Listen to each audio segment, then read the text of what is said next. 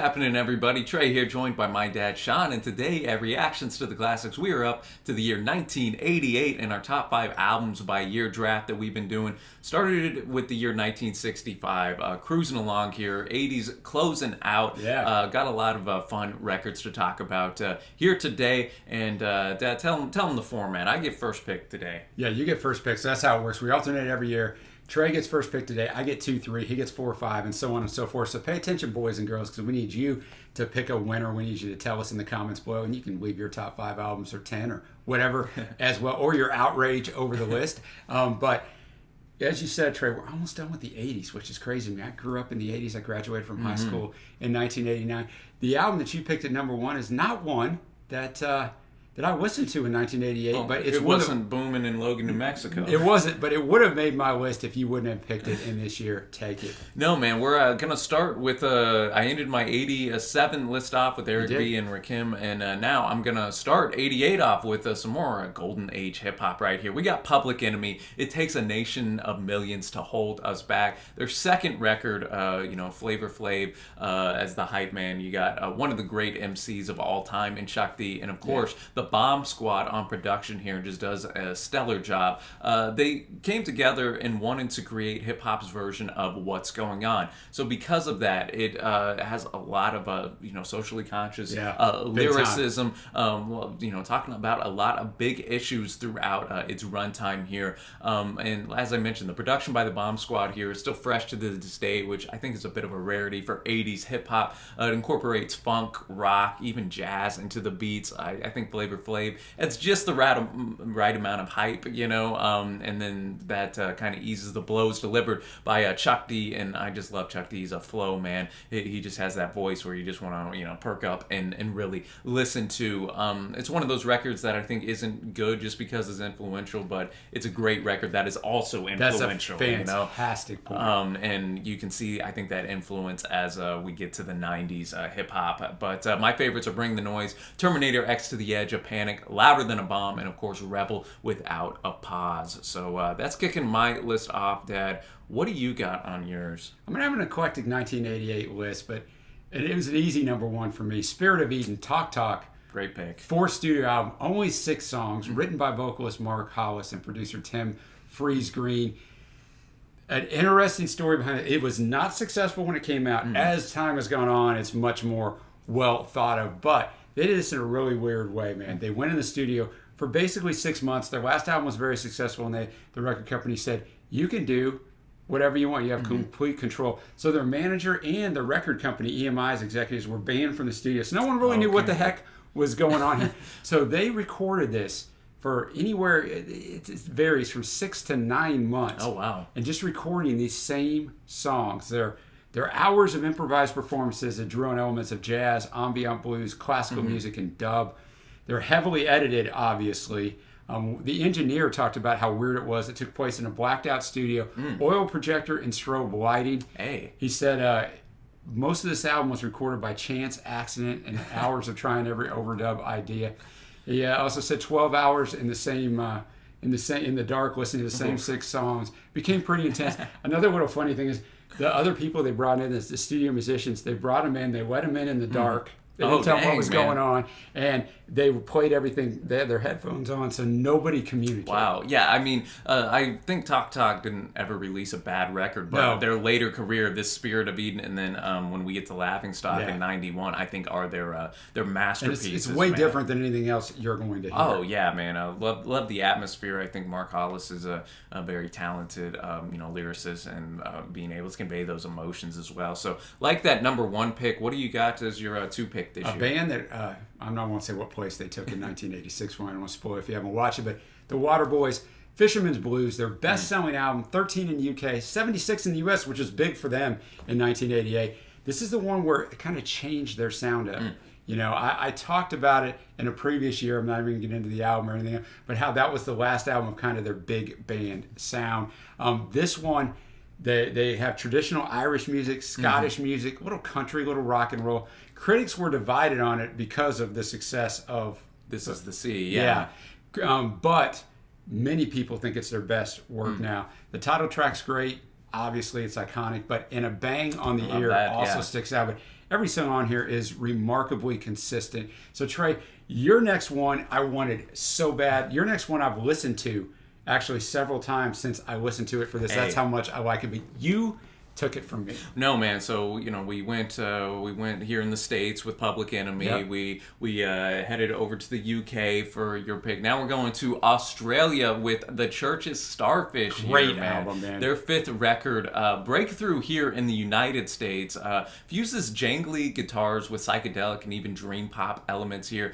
Atmospheres on this are some of the best of the 80s, so man. I'd put the Atmosphere up here with like Depeche Mode and the Cure's best 80 work, honestly. Under the Milky Way is a masterpiece. So one of the great songs of the entire decade as well. You have Reptiles riff that's just going to get stuck in your head for days. And then the closer, Hotel Womb, display of the gorgeous guitar work as well, man. We did a church triple shot for one of our patrons, CSN, a couple years back, and I just got around to listening to this album in full. Me too. And wow, was I missing out, man. And now, Trey, your next pick is one that's probably going to get you a lot of votes because they're probably never going to appear on one of my lists. No offense meant or anything, but go ahead. Dude, this might be my favorite record by this group. I don't know if that's a hot take, but we're going a little Iron Maiden action, baby. 7th son of a 7th son, and guess what? That is their 7th album, so wow. It all worked. Look how that worked out. Debuted at #1 in the UK. A bit of a prog/metal album, features some impressive progression from track to track. The first Iron Maiden record to have some keyboards, so to get some different textures up in there. Moonchild. That's a good song. The Evil That Men Do and the title track display both the technical and musical prowess that makes Maiden, I think, one of the best metal bands ever, and have held up very well through the years. You just took a third of the vote right there, too. Yeah.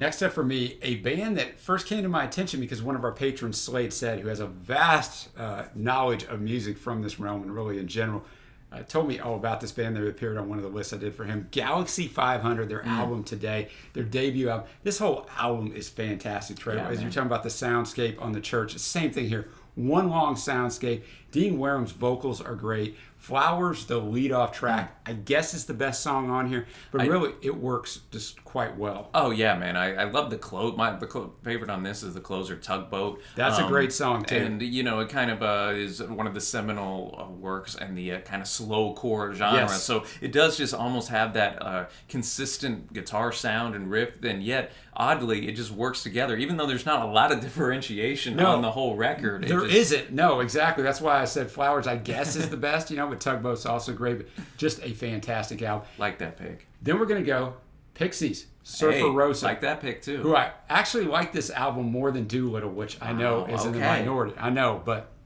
their debut didn't chart anywhere, right? Big influence on Billy Corgan and PJ Harvey, and it was an influence, as Cobain talked about, on Nevermind. Said it was the album for the basis for his songwriting. 13 songs on this, but works as one album, and when I listen to it, it's like almost like no album I've ever heard. Yeah. It's really hard to describe. It's just a different kind of sound that varies throughout, and I just thought it was great. No, man, I think Francis Black is quite the force here in the late '80s, yes. And obviously if you're influencing that Nirvana, man, so influential just on the alt rock scene, yes. Here in the States in particular, man. So I really do enjoy that pick. I do love me some Pixies, and so that would have made my list had you not taken it. But I'm gonna go to another one of my favorite bands, man.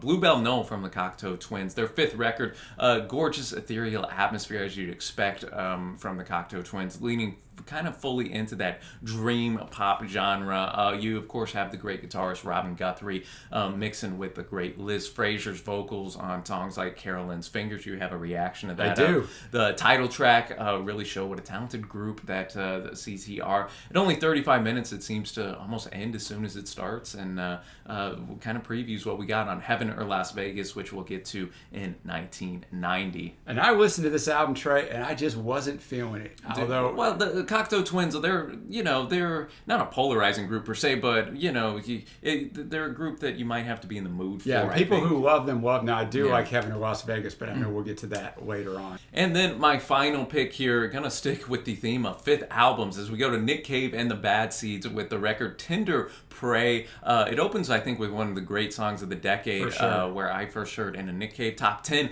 that we did for one of the patrons on the channel some time ago. But it's the Mercy Seat. I just love this song. Probably my favorite Nick Cave song, it's man. Fantastic. It describes a man who's awaiting the electric chair and looking forward as well to the other side of life, being with God possibly. And it just has quite the anthemic and almost ominous chorus in there. And it kind of blends that post-punk and dark gothic undertones just throughout the entire record, man. It's sure to grab your attention one way or another. Also love the track Mercy and Up Jump the Devil. Nick Cave, man, he's just got such a unique vocal delivery, and his voice fits these words perfect. And Trey, my last pick is one that you had actually brought up to me because you don't like this album and you were surprised by it. I love the band. I think this album is very mid. You almost put Hate. Didn't you almost say Hate? Green, REM, 62 album. First one for Warner Brothers. The IRS years are over. Their IRS years were fantastic. Peter Buck described this album. It didn't feature any typical REM songs. But describing the band's standard output, I'm just reading what he said because I don't want to mess up what he said. Minor key, mid-tempo, enigmatic, semi-folk, rock, balladish things. He noted that for Green, we wrote major key rock songs and switched instruments. Stipe had told him not to write any more REM-type songs. Bassist Mike Mills argued that Green was an experimental record recorded in an album that was a haphazard, a little scattershot. So it is definitely different. I still like it a lot. You Are the Everything is one of their most underrated songs. It's one of their best songs. Orange Crush is fantastic. Now, I will say what takes off of this album. It's got Stand on it, and I hate that song, and so does Stipe. I can't stand that song. But overall, it's still going to get my 5. Yeah, man, this is a record, I know some people really don't like Michael Stipe and his vocals, and now I know how those people feel whenever you listen to Green, man. Trey, let's not get... Yeah, it just... it can't compare to the IRS records at all, man. Well, it doesn't, and that's why it's 5. It's not a good album, I'm sorry, folks. It's not. It's still good. I still love me REM, baby, but Green is not it. No, I respect your incorrect take. Honorable mentions for me. I can't believe this album honestly didn't make it for either one of us, but it just didn't quite make it. It was my last cut. Yeah. It was my last cut too. Tracy Chapman's self-titled album, just fantastic, start to finish. Oh yeah, man, she's great. Even if you look past just Fast Car, there's there's a lot of other great stuff on there. Deep cuts on there. Eric B. and Rakim coming back with Follow the Leader, which just might be better than Paid in Full, which made my list in '87. We got Metallica and Justice for All. There's a lot of people going to be freaked out that this is not in the list. I know, man. It has one on it. It has a lot of great tracks. Just didn't quite have enough for me to put it on my list. A group that we both really enjoy, man. I'm getting our Celtic rock and punk on, the Pogues. If I Should Fall. This was originally in my top 5 at number 5, and I bumped it. It was very close. And a little punk action, Bad Religion, Suffer, Living Color, Vivid, Look in My Eyes, What Do You See, The Cult of Personality. My Bloody Valentine, before the Leveless action came, we have Isn't Anything. Then we get a group who doesn't really resonate with me as much as most people, and I'm sure some people in the alt-rock community are going to be like, where is Sonic Youth, Daydream Nation? It's on my honorable mention. Many lists you look at, it's number 1 or 2 for the years, and the same way with me. It just doesn't resonate with me. I get it. It just doesn't. I got Cowboy Junkies, the Trinity Sessions. I thought that was a pretty good album. Bug by Dinosaur Jr., really good. They were on your previous year's list. And Trey, that's gonna tie up 1988. We're almost to the next decade, but we got 1 year left, 1989. Like I said, the year I graduated from high school. We'll be back with that next week. But remember, you still have an assignment. Tell us who you think won below. SHAWN. I always got to help you guys with the spelling. You can spell it incorrectly. It's fine. Just don't let it start with a T. And also let us know what you think your top albums were of the year. Man, looking forward to next week, finishing out the decade. And I guess until next time, y'all, thanks so much for watching. Happy listening, and we will see you.